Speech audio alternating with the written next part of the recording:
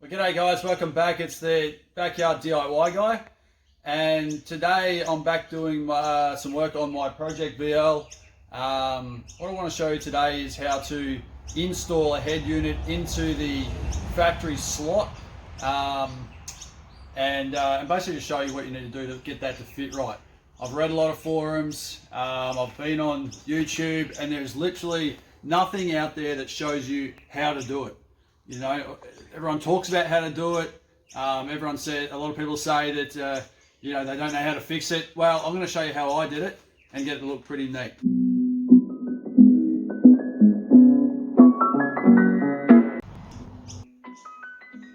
Okay, so we're in the car now, and we've got a neat little position here.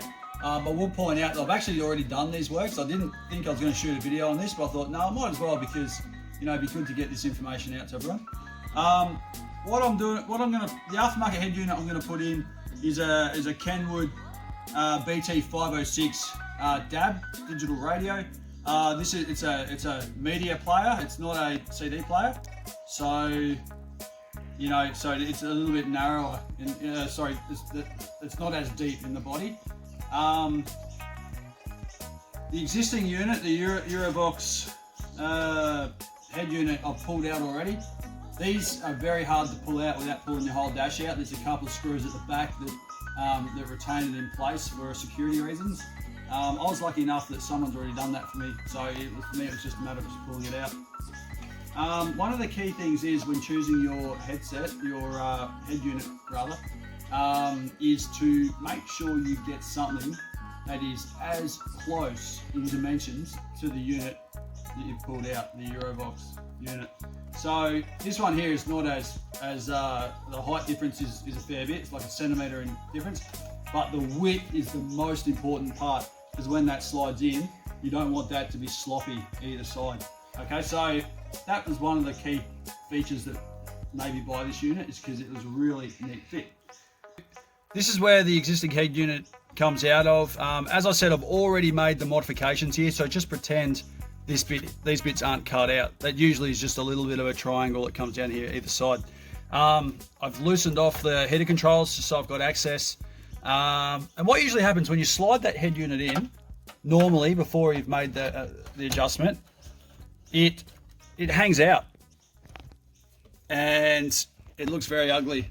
And what I'm going to show you how to do is how to get it so it fits in very neat up against the framework.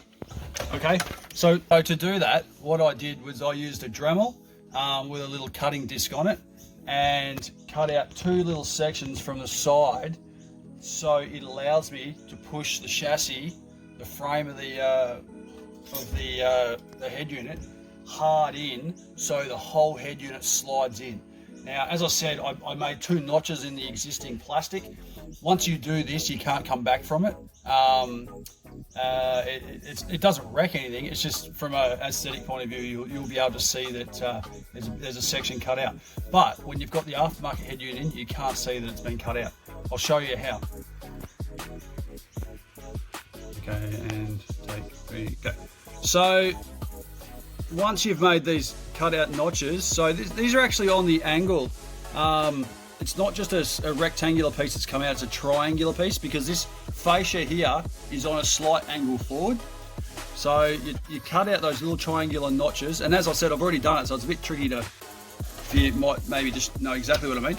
But this insert now is perfect. Okay, it is absolutely perfect. There is no there's no gap. Okay, so then when you slide your head unit in,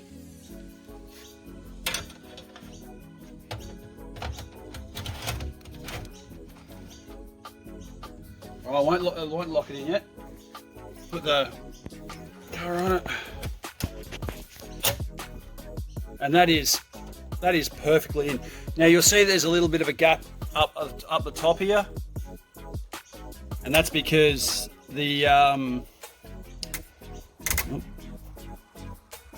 you'll see there's a bit of a gap along the top here, and that's because the height of my head unit that I've put in it's a little bit shallower than the Eurobox one.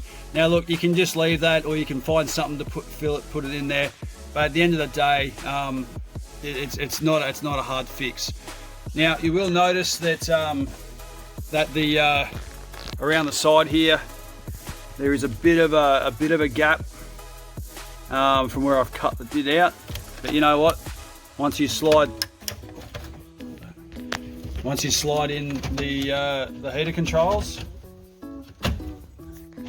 like that, it completely covers that up. Around the other side, you got the same thing. So you know, be careful to get that gap right. What I'll do is a little bit of filler there just to clean that up, and then I'll paint it black.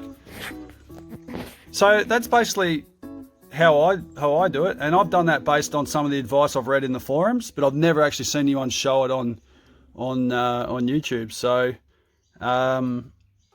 good luck everybody, and I hope I've explained it all right. The key thing in there is just using that Dremel cutting disc to be able to neatly cut out that little notch out of the plastics there in the dash. All right, good luck, and very good.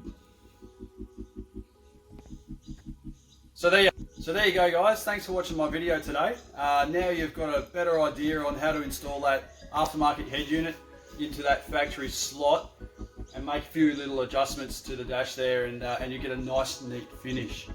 Yeah, subscribe to my thing, and everyone have a nice day.